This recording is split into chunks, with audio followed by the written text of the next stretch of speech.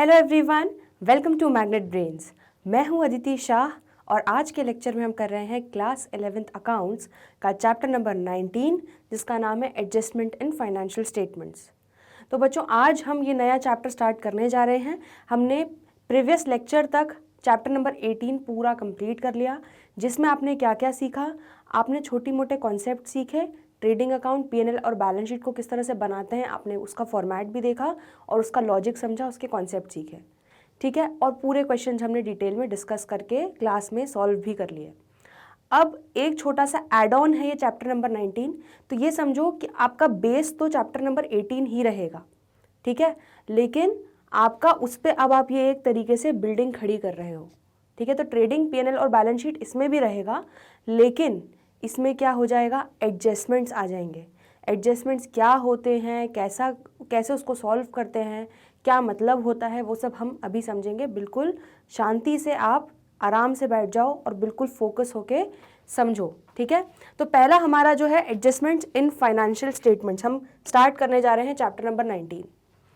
तो एडजस्टमेंट्स क्या होते हैं, कैसे उसका ट्रीटमेंट होगा, वो सब पढ़ने से पहले छोटा सा 5 मिनट का इंट्रोडक्शन, जिससे आपको लॉजिक समझ में आए कि हम क्या करने जा रहे हैं। ठीक है, बस उठ के क्वेश्चंस नहीं सॉल्व करना है, हर चीज़ के पीछे लॉजिक समझना है। सबसे पहले फाइनल अकाउंट्स क्या क्या होते हैं हमारे, trading, profit and loss and balance sheet. तो बच्चों, फाइनेंशियल अकाउंट्स जो है, फाइनेंशियल स्टेटमेंट्स जो होते हैं, फाइनल अकाउंट्स जो होते हैं, ये तीनों statements, trading, PNL and balance sheet, हम क्यों प्रिपेयर करते हैं, ताकि हम बिजनेस की फाइनेंशियल परफॉर्मेंस का पता लगा सके। ठीक है, कि प्रॉफिट कमाया, प्रॉफिट हुआ या लॉस हुआ,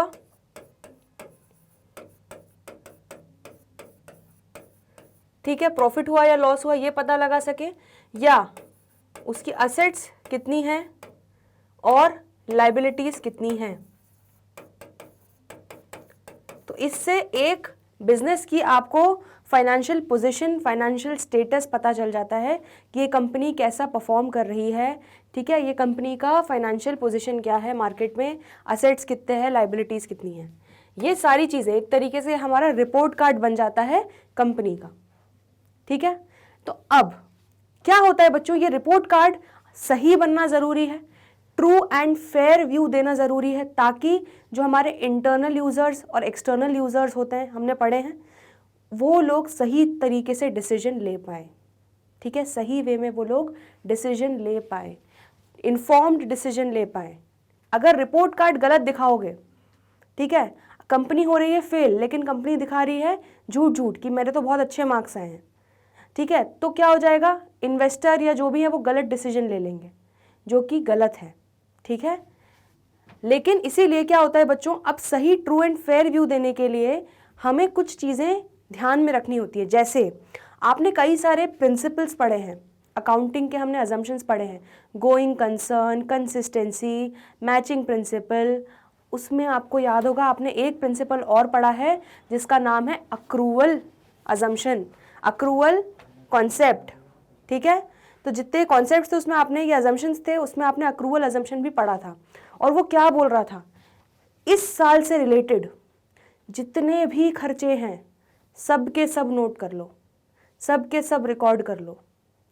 इस साल से रिलेटेड जितनी भी इनकम है, जितनी भी इनकम अर्न की है, वो सब भी रिकॉर्ड कर लो, इररिस्पेक्टिव वो हमने पे किया है या नहीं खर्चा, या हमें वो इनकम मिली है या नहीं कैश में।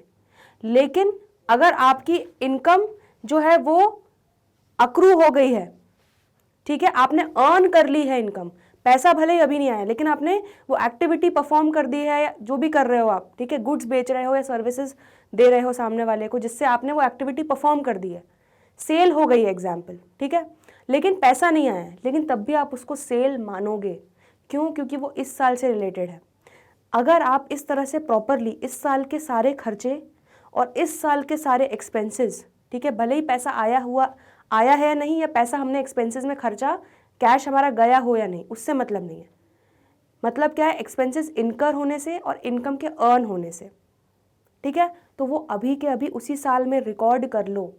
ये जब आप करोगे तभी आपके फाइनेंशियल स्टेटमेंट्स, दैट इज आपका जो ट्रेडिंग पीएनएल और बैलेंस शीट है, वो एक सही ट्रू एंड फेयर व्यू देगा, सही पोजीशन दिखाएगा।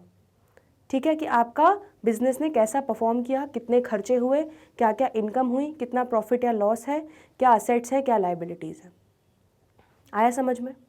तो इसीलिए बच्चों ये चैप्टर हम पढ़ रहे हैं कि ये कुछ एडजस्टमेंट्स, अलग अलग प्रकार के एडजस्टमेंट्स होंगे जो हमें अपने फाइनेंशियल स्टेटमेंट्स को ट्रू एंड फेयर व्यू में बनाने के लिए, ट्रू एंड फेयर व्यू लाने के लिए हमें वो एडजस्टमेंट्स करने होंगे। ठीक है, वो क्या एडजस्टमेंट्स होंगे वो हम पढ़ेंगे, अभी सिर्फ ओवरव्यू देख रहे हैं। तो ऑल रेवेन्यूज अर्नड, सारे रेवेन्यूज जितने भी अर्न किए हैं during the year, and expenses incurred, जितने भी एक्सपेंसेस हमने भुगते हैं, ठीक है, जितने भी एक्सपेंसेस हुए हैं during the year, are accounted, उनको अकाउंट करना पड़ेगा, उनकी अकाउंटिंग करनी पड़ेगी, उनको रिकॉर्ड करना पड़ेगा फॉलोइंग द अक्रूअल अजम्पशन। ठीक है, क्लियर है बच्चों इतना? ठीक है, इतना नोट करो। चलिए अब आगे बढ़े। इसीलिए ये अक्रूवल अजम्पशन को फॉलो करते हुए इसीलिए हम क्या करते हैं, अब एक बार बस ये ओवरव्यू देखो, फिर हम डिटेल में जाके एक एक एडजस्टमेंट का पूरा ट्रीटमेंट देखेंगे, तो उसकी टेंशन बिल्कुल भी मत लो। चलो, तो देयरफॉर क्या करते हैं बच्चों, all expenses incurred for the year are included. ठीक है, जितने भी एक्सपेंसेस इस साल के हुए हैं वो हम इंक्लूड करेंगे हमारे फाइनेंशियल स्टेटमेंट्स बनाते वक्त, भले ही वो पे किए हों या नहीं किए हों। एग्जाम्पल, सैलरी मार्च की पूरी ड्यू हो गई थी, मुझे मार्च में पूरे एम्प्लॉयज़ ने काम किया, तो अब मुझे पे करना है सैलरी, लेकिन मैंने अभी नहीं पे की, मैं अप्रैल में पे करूँगी वो सैलरी। तो अभी ड्यू तो हो गई है ना, तो खर्चा तो हो गया है ना, तो बस बुक कर लो। पेमेंट आप अप्रैल में करते रहना, उससे मतलब नहीं है। सैलरी को आप खर्चा कब दिखाओगे, मार्च में ही दिखाओगे, क्योंकि वो इस साल से रिलेटेड है। आ रहा है समझ में? तो सारे एक्सपेंसेस जितने भी हुए हैं वो आपके इंक्लूड होंगे, वेदर पेड और नॉट, पे किया हो या नहीं किया हो। दूसरा, all incomes earn during the year are included. तो हमें कुछ भी इनकम हुई है, सपोज कोई हमने इनकम अर्न की, सपोज हमने मार्च में सेल की, ठीक है, गुड्स बेच दिए। अब जो है हमारा डेटर, जिसको हमने गुड्स उधारी पे बेच दिए, उसने बोला कि वो 2 महीने बाद पैसे देगा। तो आप सेल कब बुक करते हो बच्चों, जब सेल हो जाती है, जब वो एक्टिविटी परफॉर्म हो जाती है। ठीक है, जब आप गुड्स उसको जाके डिलीवर कर देते हो तो आपकी सेल मान ली जाती है। ठीक है, वो पैसा भले ही 4 महीने बाद दे, 1 साल बाद दे, उससे मतलब नहीं है। सेल कब हो गई, सेल मार्च में ही हो गई ना, तो मार्च में ही रिकॉर्ड करोगे। ठीक है, तो all incomes earned during the year are included. ठीक है, जो आपने इनकम अर्न कर दी है वो इंक्लूड करेंगे, भले ही वेदर रिसीव्ड और नॉट, भले ही मिली हो या ना मिली हो, तब भी जितनी भी इस साल से रिलेटेड इनकम है वो सारी हम रिकॉर्ड कर लेंगे। ठीक है, समझ में आ गया बेसिक। अब एक्सपेंसेस इनकर्ड और इनकम्स अर्नड, ठीक है, तो कुछ ऐसे खर्चे होंगे या कुछ ऐसी इनकम हमने अर्न की होंगी जो एडवांस में हो गई हैं, जो इस साल की नहीं है, अगले साल की हैं। जैसे आपने पढ़ा होगा प्रीपेड एक्सपेंस का खर्चा, इंश्योरेंस, जैसे हमारा अप्रैल में जून का था, हमने मार्च में ही पे कर दिया, तो इस साल आपका दिख तो रहा है कि आपने इंश्योरेंस पे किया, लेकिन क्या वो इस साल से रिलेटेड है? नहीं, वो अगले साल से रिलेटेड है। ठीक है, सपोज आपको किसी ने एडवांस दे दिया, आप किसी को गुड्स बेचने वाले हो नेक्स्ट ईयर अप्रैल मई में बेचने वाले हो, लेकिन उसने आपको मार्च में ही पैसा दे दिया और बुकिंग करवा ली, तो क्या आप सेल बुक करोगे? नहीं, आप इस साल सेल बुक नहीं करोगे। क्यों? क्योंकि भले पैसा आ गया है, लेकिन आपने क्या गुड्स उसको दे दिए हैं, आपने एक्टिविटी परफॉर्म करी है? नहीं करी है। ठीक है, तो जितने भी एक्सपेंसेस जो इनकर हो रहे हैं या इनकम अर्न हो रही हैं रिलेटिंग टू सब्सिक्वेंट ईयर्स, आगे आने वाले टाइम, आगे आने वाले सालों से रिलेटेड अगर कोई खर्चा हो रहा है या इनकम अर्न कर रहे हैं, ठीक है, एडवांस में कोई खर्चा हम दे रहे हैं या एडवांस में हमें इनकम मिल रही है, वो हम एक्सक्लूड करते हैं। क्यों एक्सक्लूड करते हैं बच्चों? वो इस साल से रिलेटेड नहीं है और हमें हमारे रिपोर्ट कार्ड का, फाइनेंशियल स्टेटमेंट्स का ट्रू एंड फेयर व्यू देना है इन्वेस्टर्स को, हमारे यूजर्स को। ठीक है, तो इसीलिए जो अगले साल का है वो अगले साल रिकॉर्ड करेंगे, जो इस साल का है वो इस साल ही रिकॉर्ड करेंगे। क्लियर हुआ? इतना सिंपल सा फंडा है। ठीक है, लाइबिलिटीज इनकर्ड आर इंक्लूडेड, तो जो भी लाइबिलिटीज आपने इनकर की हैं वो भी आप इंक्लूड करोगे। तो ये बस एक ओवरव्यू हो गया इस चैप्टर का। अब आपको समझ में आएगा कि अच्छा हम एडजस्टमेंट्स क्यों कर रहे हैं। आपको मैं कभी रटाऊंगी नहीं, ठीक है, कि बच्चों से आउटस्टैंडिंग सैलरी है, इसको यहाँ से कर लो, इसको ऐसे कर लो, ये आउटस्टैंडिंग है, ये इसको वहाँ से कर लो, वैसे एडजस्ट कर लो, कभी नहीं। पहले लॉजिक समझो, उसके बाद हम आगे का पूरा कॉन्सेप्ट समझ लेंगे। ठीक है, तो ये चैप्टर का आपने बेसिक कॉन्सेप्ट अभी देख लिया, इसको और नोट कर लो। चलिए आगे बढ़ते हैं। अब देख लेते हैं बच्चों, जो हम लोग वही डिस्कस कर रहे थे, क्या in an enterprise there are number of transactions. तो किसी भी एंटरप्राइज में बहुत सारे ट्रांजैक्शंस होते हैं जिसमें से हमें कुछ एडजस्ट करने पड़ते हैं। ठीक है, which need to be adjusted so that final accounts give true and fair view of the results. ठीक है, तो खूब सारे ट्रांजैक्शंस होते हैं, हमें एडजस्टमेंट्स करने पड़ते हैं इसलिए उनमें, ताकि फाइनल अकाउंट जो है क्या कर दे, ट्रू एंड फेयर व्यू। ये हम डिस्कस कर चुके हैं। These transactions are termed or called as adjustments। तो इन्हीं ट्रांजैक्शंस को, जिनको हमें एडजस्ट करना पड़ता है ताकि final accounts true and fair view दे पाए, उन ट्रांजैक्शंस को हम क्या बोलते हैं, एडजस्टमेंट्स बोलते हैं। ठीक है, और उन ट्रांजैक्शंस को एडजस्ट करने के लिए जो हमें जर्नल एंट्रीज पास करनी पड़ती हैं, ठीक है, and the journal entries pass giving effect to this adjustments are known as adjustment और एडजस्टिंग एंट्रीज। ठीक है, इसलिए जो जर्नल एंट्रीज पास करते हैं उसको हम क्या बोलते हैं, एडजस्टमेंट एंट्रीज। सिंपल है, आपको समझ में आ गया। अब हम जो भी एडजस्टमेंट्स करेंगे, सीखेंगे, ठीक है, अभी आगे जितने भी सीखने वाले हैं, अब आपको लॉजिक पता है क्यों वो एडजस्टमेंट्स कर रहे हैं, आपको ये पता होगा जब आप उसको सॉल्व कर रहे होगे क्वेश्चन को, ताकि हमारे financial statements true and fair view दे। इस साल के खर्चे, इस साल के एक्सपेंसेस, इस साल की इनकम सब इसी साल रिकॉर्ड हो, अगले साल के जो भी हैं वो अगले साल करेंगे। ठीक है, वो इस साल इंक्लूड नहीं होंगे। तो ट्रू एंड फेयर व्यू देने के लिए हम ये सारे एडजस्टमेंट्स करेंगे। चलो, तो अब इतना नोट कर लो, फिर आगे बढ़ेंगे ये देखने के लिए कि वो कौन कौन से एडजस्टमेंट्स होंगे। एक एक करके सारे एडजस्टमेंट्स लेते हैं। चलिए, तो आपने समझ लिया कि एडजस्टमेंट क्या होता है, क्यों होता है, ठीक है, ताकि ट्रू एंड फेयर व्यू दे पाएँ। एक बहुत इंपॉर्टेंट चीज़ हमेशा दिमाग में रखना, ठीक है, क्या, हर एडजस्टमेंट, चाहे वो एडजस्टमेंट कोई भी हो, उसके हमेशा दो इफेक्ट होंगे। ठीक है, वो दो इफेक्ट कैसे होंगे वो अभी आप एक एक करके समझना, लेकिन बस इतना याद कर रखो कि हर एडजस्टमेंट के दो इफेक्ट होते हैं। अब वो लॉजिक उसका जो है वो आप यहाँ पर एक एक करके समझते जाइए।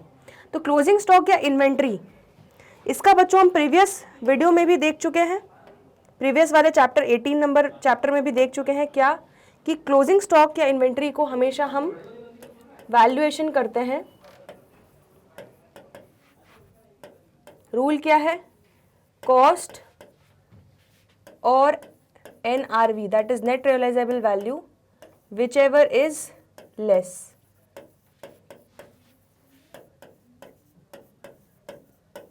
ठीक है, तो हमेशा क्लोजिंग स्टॉक का वैल्यूएशन जो होता है वो कॉस्ट या NRV में जो भी कम होगा उसी पे वैल्यूएशन होगा। ठीक है, अब एडजस्टमेंट कैसे होगा ये चीज़ भी आप जानते हो, देखो अब, लेकिन उसको आप एडजस्टमेंट के टर्म्स में समझो। सबसे पहला, दो तरीके से होता है बच्चों, या तो आपको ट्रायल बैलेंस इस तरह से दिया होगा, ये हमारा ट्रायल बैलेंस है, इसे रफ में ही बना रहे हैं बस।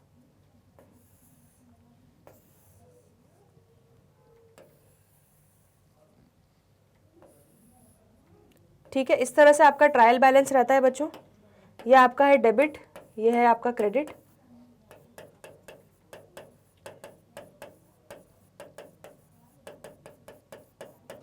ठीक है, और आपको यहाँ पे नीचे ये आपका एरिया होता है, कौन सा एरिया, एडजस्टमेंट एरिया।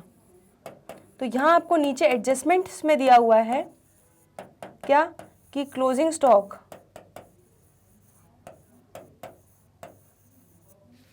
सपोज 30,000।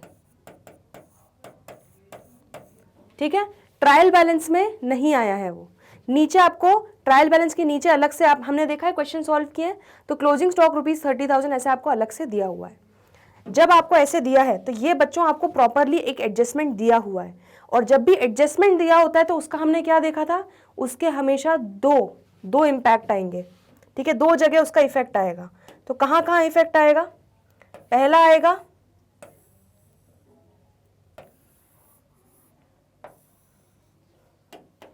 सबसे पहला इफेक्ट आएगा उसका कहाँ, ट्रेडिंग अकाउंट में।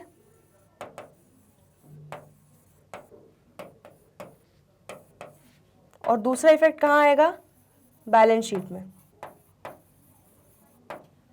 ठीक है, ये आपका है लाइबिलिटीज और ये है असेट।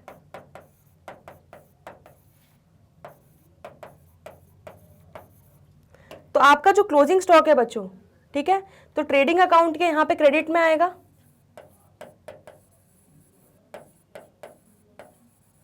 30,000। पहला इंपैक्ट आपका कहाँ आया? ट्रेडिंग अकाउंट में आया। दूसरा इंपैक्ट कहाँ जा रहा है आपका? असेट साइड में जा रहा है, ठीक है। क्या इंपैक्ट जा रहा है? यहाँ पे हम करंट असेट्स में क्लोजिंग स्टॉक लिख देते हैं। इस तरह हर एडजस्टमेंट एंट्री का आपका हमेशा दो इफेक्ट होते हैं, ठीक है। तो यहाँ पे एक इंपॉर्टेंट चीज लिख लो जो आपको हमेशा याद रहे, एवरी एडजस्टमेंट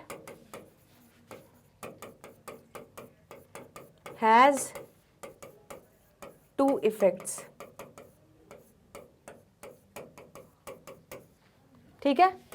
ये एक बादल बना के लिख लो कि बहुत इंपॉर्टेंट है ये, ठीक है। ये अगर आपको याद रहेगा तो आपका कोई भी क्वेश्चन गलत नहीं हो पाएगा, ठीक है। तो ये आपको एडजस्टमेंट एरिया में आपको दिया हुआ है, तो आप इसके दो इंपैक्ट दे दोगे। अब दूसरा case, second case, closing stock में क्या हो सकता है? तो ये आपका ट्रायल बैलेंस है,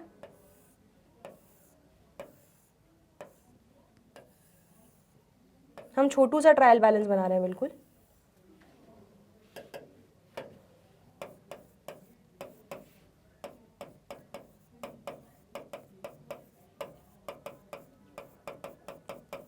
और बच्चों आपको ट्रायल बैलेंस में क्या दे दिया गया है? आपको दे दिया गया है एडजस्टेड परचेजेस।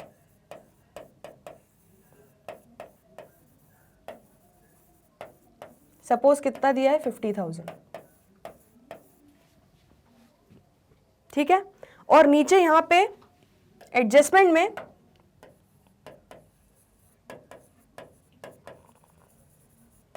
यहां पे आपको कुछ भी नहीं दिया, ठीक है, यहां पे कुछ नहीं दिया है। और जब बच्चों जब एडजस्टेड परचेजेस आता है, ठीक है, तो क्लोजिंग स्टॉक भी ट्रायल बैलेंस में आता है। हम ये ट्रायल बैलेंस वाले चैप्टर में देख चुके हैं। क्यों आता है क्लोजिंग स्टॉक अलग से? यहां पर क्यों नहीं आता? क्योंकि यहां पे बच्चों जो परचेजेस है, ठीक है, उसमें ऑलरेडी हमारा वो क्लोजिंग स्टॉक मिला हुआ होता है, ठीक है। बट एडजस्टेड परचेजेस में बच्चों हम क्लोजिंग स्टॉक माइनस कर चुके होते हैं, इसलिए हम अलग से क्लोजिंग स्टॉक यहां पर दिखाते हैं। तो यहां पे सपोज आपका क्लोजिंग स्टॉक दिया है 20,000, ठीक है। तो आपको नीचे एडजस्टमेंट एरिया में कुछ भी नहीं दिया होगा क्योंकि आपको ट्रायल बैलेंस के अंदर ही क्लोजिंग स्टॉक दे दिया गया है, ठीक है। अब ध्यान से, तो आपका बच्चों एडजस्टेड परचेजेस का फॉर्मूला क्या होता है?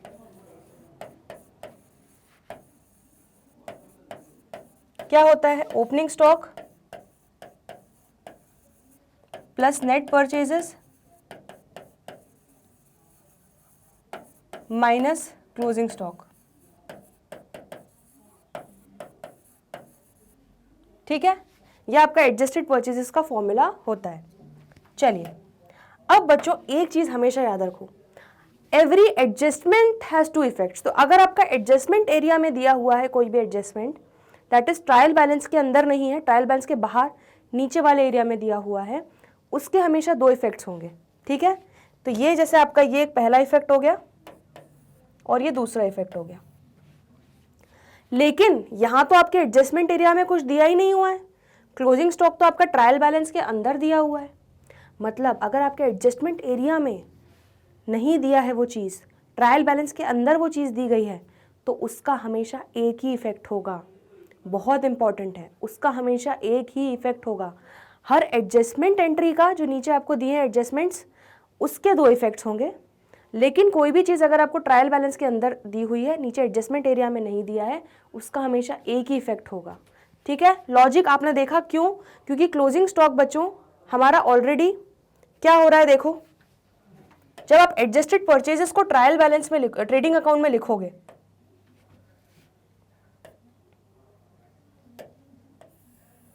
ये हमारा ट्रेडिंग अकाउंट है, ठीक है, और ये हमारी क्या है? Balance sheet.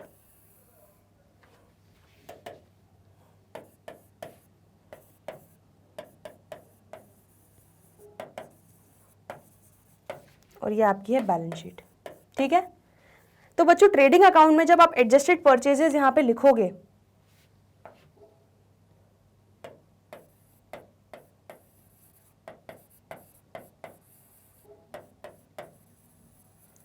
ठीक है, तो इसमें आपका ओपनिंग स्टॉक भी आ गया और क्लोजिंग स्टॉक भी इसमें आपने इंक्लूड कर लिया है ना। क्यों? क्योंकि आपने माइनस किया। एडजस्टेड परचेजेस कैसे निकला? Opening stock plus net purchases minus closing stock हमारा क्रेडिट साइड पे आता है, वो आपने इसमें से माइनस कर दिया, तो ऑलरेडी आपका मतलब क्लोजिंग स्टॉक का आप क्रेडिट इफेक्ट इसमें दे चुके हो अगर आप एडजस्टेड परचेजेस लिख रहे हो तो, ठीक है। तो बच्चों इसमें ऑलरेडी हमारा आ चुका है, तो हमें अलग से नहीं लिखना, ठीक है। तो इसलिए आप देखो यहाँ पे क्लोजिंग स्टॉक यहाँ पे नीचे नहीं दिया है ना, यहाँ पे इसमें दिया है ना ट्रायल बैलेंस में, तो आपका क्लोजिंग स्टॉक का यहाँ पे सिर्फ और सिर्फ एक इफेक्ट होगा, कहाँ कि वो बैलेंस शीट में जाएगा करेंट असेट साइड में।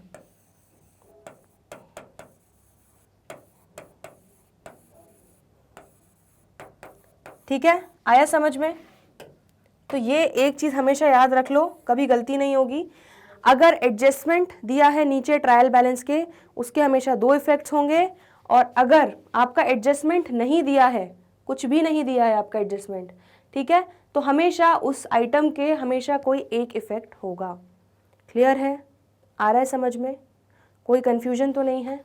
चलिए, तो इसको नोट कर लो, ठीक है, ये इंपॉर्टेंट है बहुत। तो ये आपका क्लोजिंग स्टॉक का आपने पूरी चीज़ समझ ली। फिर हम आगे बढ़ेंगे नेक्स्ट। चलिए, तो क्लोजिंग स्टॉक आपने एडजस्टमेंट देख लिया, तो आपने ये देख लिया कि अगर ट्रायल बैलेंस के नीचे अलग से क्लोजिंग स्टॉक दिया हुआ है, उसके दो एडजस्टमेंट्स होंगे, ठीक है। Every adjustment has two effects. कौन कौन से इफेक्ट्स होते हैं? एक होता है डेबिट और एक होता है क्रेडिट, ठीक है। तो ये दो इफेक्ट्स होते हैं हमेशा। क्लियर? और अगर नीचे नहीं दिया एडजस्टमेंट में, तो हम सिर्फ एक ही जगह इफेक्ट लेंगे, दैट इज सीधे बैलेंस शीट में। क्लियर है? ट्रायल बैलेंस के अंदर दिया हुआ है तो सीधे बैलेंस शीट में लेंगे, क्योंकि आपका एडजस्टेड परचेजेस में ऑलरेडी आप उसका माइनस कर चुके हो, इफेक्ट ले चुके हो। क्लियर है इतना? ये क्लोजिंग स्टॉक का आपका पूरा खत्म हो गया। चलिए नेक्स्ट एडजस्टमेंट पे आ रहे हैं। नेक्स्ट एडजस्टमेंट है हमारा आउटस्टैंडिंग एक्सपेंसेस। आउटस्टैंडिंग एक्सपेंसेस हम पढ़ चुके हैं, क्या होता है? ऐसे खर्चे जो ड्यू तो हो चुके हैं, ठीक है, इनकर हो चुके हैं, लेकिन अभी तक पेमेंट नहीं किया है, तो वो सर पे एक तरीके से बोझ बन के बैठे हैं। जैसे आउटस्टैंडिंग सैलरी सबसे अच्छा एग्जाम्पल। तो जैसे मार्च में आपने अपने एम्प्लॉयज़ से काम करवा लिया, ठीक है, उन्होंने काम कर दिया, अब उनको सैलरी देना ड्यू हो चुका है, क्योंकि उन्होंने काम कर दिया है। आपका एक्सपेंस जो है ड्यू हो गया है, एक्सपेंस इनकर हो चुका है, लेकिन अभी आपने पेमेंट नहीं किया है, तो वो आपका 31 मार्च को क्या दिखेगा? आउटस्टैंडिंग सैलरी दिखेगा। आउटस्टैंडिंग सैलरी इस तरह से एडजस्टमेंट होता है, तो उसमें क्या क्या दो इफेक्ट आते हैं, ठीक है। हमने देखा है कि हर एडजस्टमेंट के दो इफेक्ट होते हैं। तो पहला इफेक्ट क्या होगा? पहला इफेक्ट ये होगा कि अगर जैसे वेजेस है सपोज, तो कहाँ जाएगा? ट्रेडिंग अकाउंट में, ठीक है। तो अगर वेजेस ड्यू हो गई हैं, आउटस्टैंडिंग वेजेस हैं, तो वो उसके रिस्पेक्टिव एक्सपेंस अकाउंट में जाके डेबिट हो जाएंगी ट्रेडिंग या पीएनएल अकाउंट में। कैसे होगा वो एक बार देख लेंगे अभी। और दूसरा इम्पैक्ट का क्या होगा? एक इफेक्ट तो ये हो गया कि ट्रेडिंग या पीएनएल अकाउंट में जाएगा उसके पर्टिकुलर एक्सपेंस हेड में, वो आउटस्टैंडिंग एक्सपेंस भी जुड़ जाएगा। और दूसरा इफेक्ट क्या होगा कि उसको हम एज सर पे बोझ दिखाएंगे कि हमारे सर पे बोझ है, लाइबिलिटी है, बैलेंस शीट में आएगा। वो क्या दिखाएंगे कि भाई अभी पेमेंट किया नहीं है, सर पे बोझ बन के ये खर्चा बैठा हुआ है, जैसे आउटस्टैंडिंग सैलरी, ठीक है। तो एग्जाम्पल अब यहाँ पे जल्दी से देख लो एक बार, तो बाकी डिटेल में तो हम क्वेश्चंस में देख लेंगे, ठीक है। ये आपका ट्रायल बैलेंस है,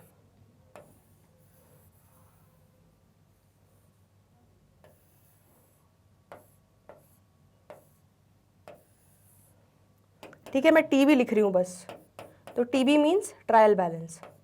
तो ये डेबिट और ये क्रेडिट, ठीक है। यहाँ पे दिया हुआ है आपको क्या कि आपकी सैलरी एक्सपेंसेस कितने थे आपके? सपोज करो 5000, ठीक है। तो 5000 के सैलरी एक्सपेंस थे,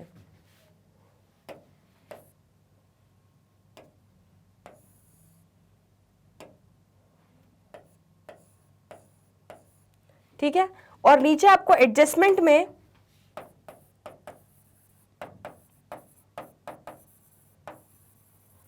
क्या दिया हुआ है कि आपकी आउटस्टैंडिंग सैलरी जो है, आउटस्टैंडिंग को मैं इस तरह से लिख रही हूँ बच्चों, ठीक है।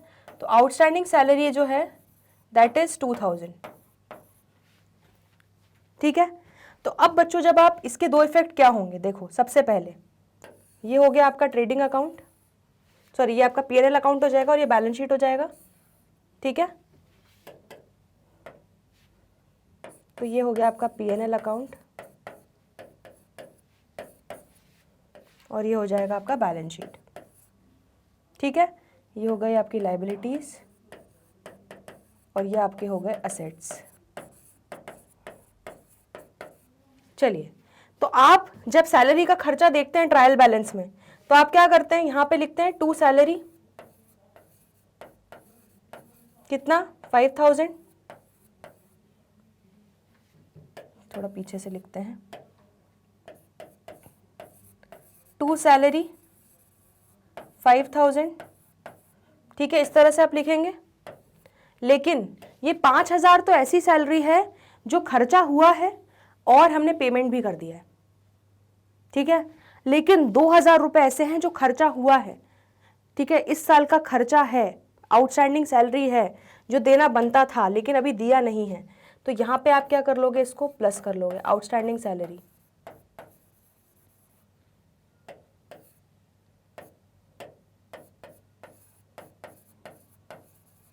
ठीक है, ऐड कर लोगे कितना 2000। तो टोटल आपका बच्चों पीएनएल कितने से डेबिट होगा, 7000 से। तो पहला इफेक्ट तो ये होगा आपका, ठीक है। तो पहला इफेक्ट देखा आपने क्या हुआ, add in respective expense head debiting it to trading और प्रॉफिट एंड लॉस अकाउंट। तो उसका पर्टिकुलर एक्सपेंस हेड क्या था, सैलरी, तो सैलरी में जाके आउटस्टैंडिंग सैलरी भी जोड़ दी 2000 रुपये, तो टोटल हमारी सैलरी कितनी हो गई, 7000 रुपये से पीएनएल अकाउंट में डेबिट हो गई। तो 5000 तो है ही, प्लस 2000 जो ड्यू हो चुकी है वो भी हमने ऐड करके पीएनएल में डेबिट कर दिया। पहला आपका एडजस्टमेंट ये हो गया। दूसरा एडजस्टमेंट क्या हो जाएगा, आप उसको लायबिलिटी साइड में दिखाओगे, आउटस्टैंडिंग सैलरी कितना 2000, ये सर पे बोझ है ये खर्चा, तो ये आपके अगले साल भी कैरी फॉरवर्ड हो रहा है क्योंकि आपने अभी तक पे नहीं किया है, ठीक है। पे कर दिया होता तो बैलेंस शीट में नहीं जाता। आया समझ में? तो ये इस तरह से आपके यहाँ पर दूसरा इफेक्ट दिख जाएगा। तो आपको समझ में आया, आउटस्टैंडिंग एक्सपेंसेस का एक इफेक्ट आएगा ट्रेडिंग या पीएनएल अकाउंट में, जिसमें उसके खर्चे में पर्टिकुलर खर्चे के हेड में ऐड हो जाएगा। और दूसरा इफेक्ट कहाँ आएगा, लायबिलिटीज में, जहाँ पे उसको आप आउटस्टैंडिंग दिखाओगे कि आपकी सैलरी आउटस्टैंडिंग है या क्या आउटस्टैंडिंग है वो आपको दिखाना है। आ रहा है समझ में बच्चों, क्लियर है? तो ये आपका आउटस्टैंडिंग एक्सपेंस हो गया एडजस्टमेंट नंबर 2। इसको नोट करो फिर आगे बढ़ेंगे, ठीक है बच्चों। तो आपने आउटस्टैंडिंग एक्सपेंसेस का देख लिया कि उसके पर्टिकुलर एक्सपेंस हेड में जाके ऐड करना है ट्रेडिंग और पीएनएल अकाउंट में, ठीक है, और लायबिलिटी साइड में दिखाना है बैलेंस शीट में। तो ये उसके दो इफेक्ट्स हो जाएंगे एडजस्टमेंट नंबर 2 के। चलिए आगे बढ़ रहे हैं, एडजस्टमेंट नंबर 3। एडजस्टमेंट नंबर 3 क्या दिया हुआ है, प्रीपेड एक्सपेंसेस, ठीक है। तो ऐसे एक्सपेंसेस जो ऑलरेडी हमने पे कर दिए हैं बट वो इस साल के नहीं हैं, हमने एडवांस में पैसा जमा कर दिया। जैसे इंश्योरेंस था, ठीक है, इंश्योरेंस अगले 3 महीने का था, अप्रैल मई जून का, हमने मार्च एंड में ही भर दिया, ठीक है। तो उसको इस साल का नहीं मानेंगे, वो अगले फाइनेंशियल ईयर में चला गया है, वो अगले फाइनेंशियल ईयर से रिलेटेड खर्चा है, ठीक है। तो उसका क्या हो जाएगा बच्चों, देखो जस्ट उल्टा, वहाँ हम ऐड कर रहे थे, यहाँ पे उसको एक्सक्लूड करना है। तो एक्सपेंस हेड जो उसका पीएनएल या ट्रेडिंग अकाउंट में है, ठीक है, पर्टिकुलर, उसमें जाके लेस कर देना है क्योंकि उसमें से हमको हटा देना है। दूसरा, उसको हमें असेट साइड पे दिखाना है, कहाँ पे, ट्रेडिंग एंड पीएनएल में। बिल्कुल ऑपोजिट है बच्चों, किसका, आउटस्टैंडिंग एक्सपेंसेस का जो ट्रीटमेंट करते हैं उसका जस्ट ऑपोजिट करते हैं हम, किसका, प्रीपेड एक्सपेंसेस का। आ रहा है समझ में? चलो इसका एग्जाम्पल देख लो जल्दी से तो और समझ में आ जाएगा। जैसे ये आपको ट्रायल बैलेंस दिया हुआ है,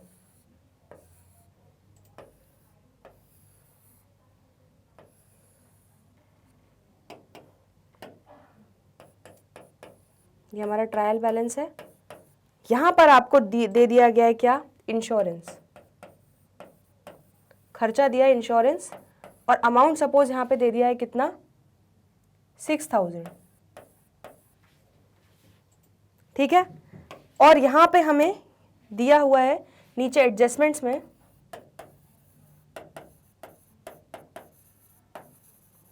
क्या दिया हुआ है, प्रीपेड इंश्योरेंस,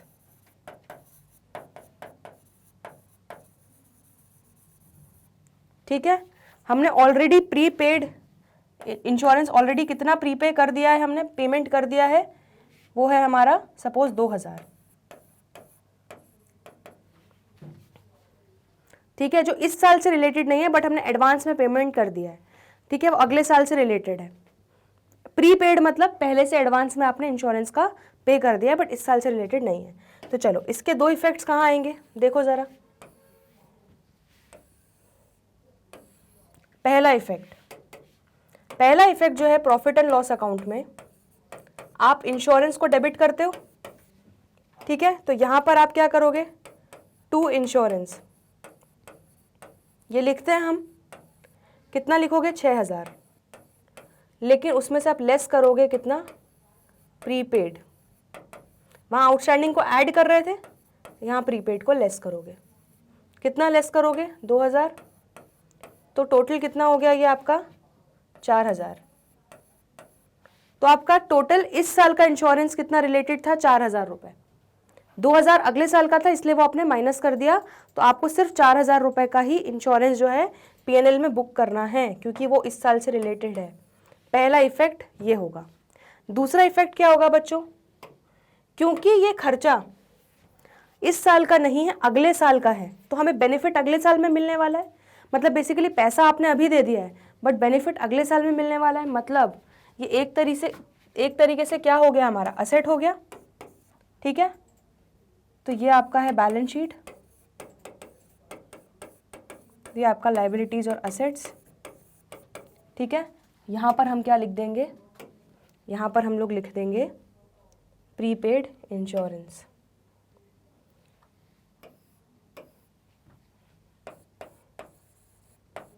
असेट साइड में तो प्रीपेड इंश्योरेंस इस तरह से लिख के कितना 2000 आपका असेट साइड पे आ जाएगा।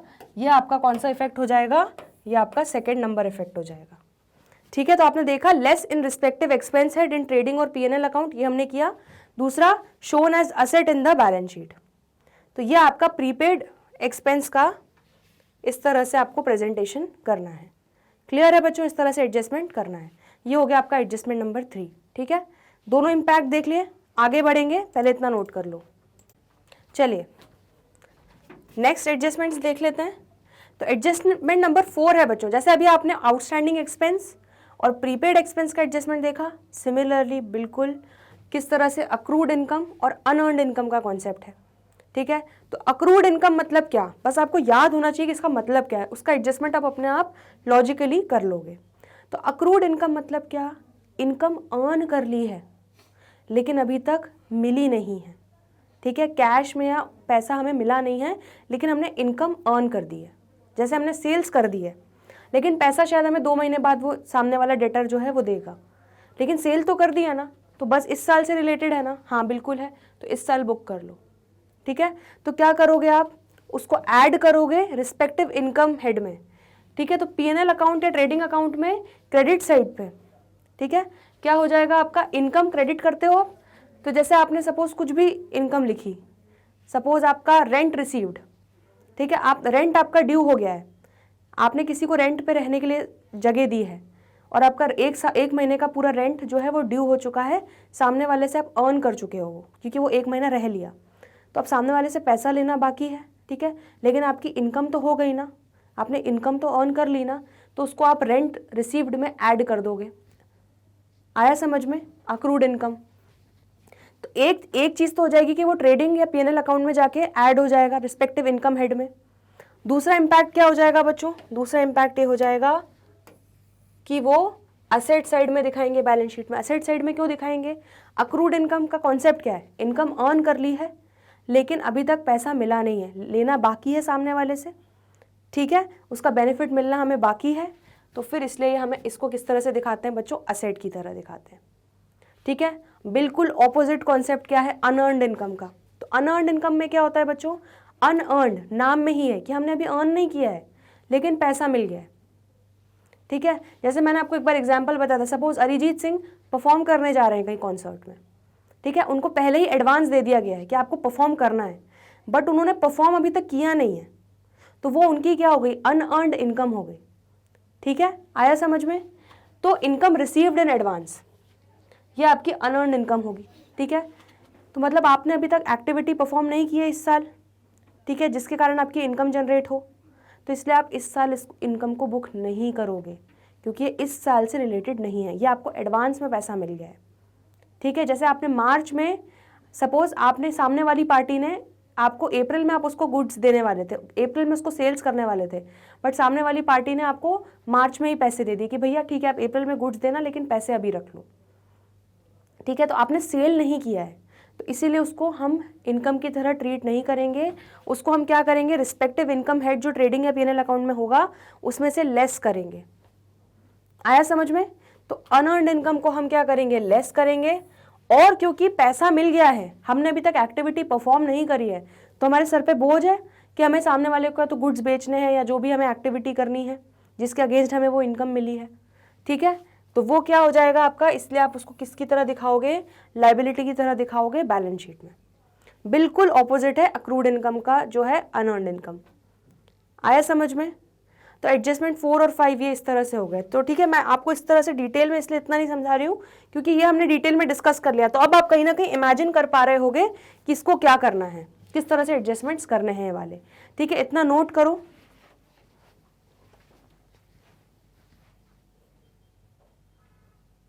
चलिए बच्चों, तो आज के लेक्चर में जल्दी से एक बार रिव्यू कर लेते हैं हमने अभी तक क्या क्या देखा।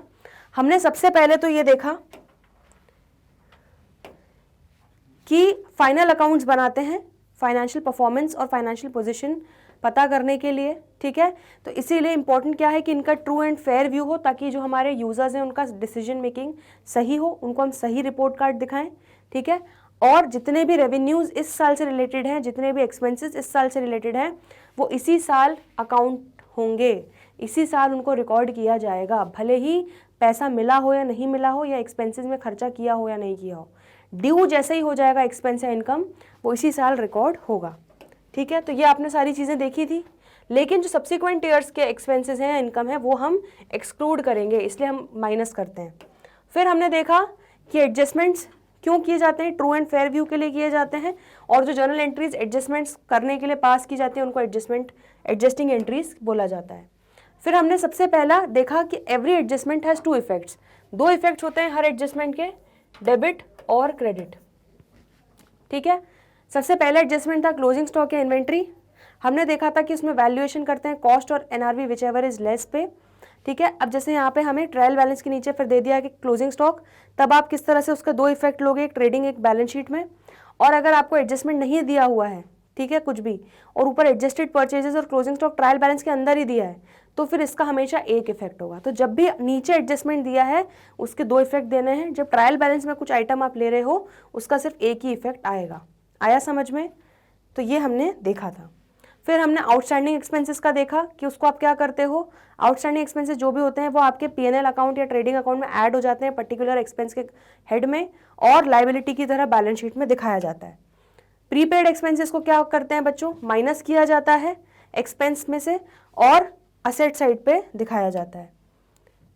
अक्रूड इनकम, अक्रूड इनकम का क्या रहता है, ऐड करते हैं रिस्पेक्टिव इनकम हेड में और असेट साइड पे दिखाते हैं, और अनअर्न्ड इनकम का जस्ट ऑपोजिट है, लेस करते हैं हम इनकम हेड में से और लायबिलिटी साइड पे दिखाते हैं। तो ये आपका हो गए बच्चों, लगभग हमने 5 एडजस्टमेंट्स, पूरा कॉन्सेप्ट समझ लिया और 5 एडजस्टमेंट्स भी समझ लिए। बचे हुए कुछ और एडजस्टमेंट्स हैं, वो हम आने वाले लेक्चर्स में अच्छे से डिटेल में समझेंगे और उसके इलस्ट्रेशंस भी सॉल्व करेंगे। तो जल्दी मिलते हैं बच्चों बाकी के सारे एडजस्टमेंट डिस्कस करने के लिए। मिलते हैं ब्रेक के बाद, तब तक के लिए गुड बाय।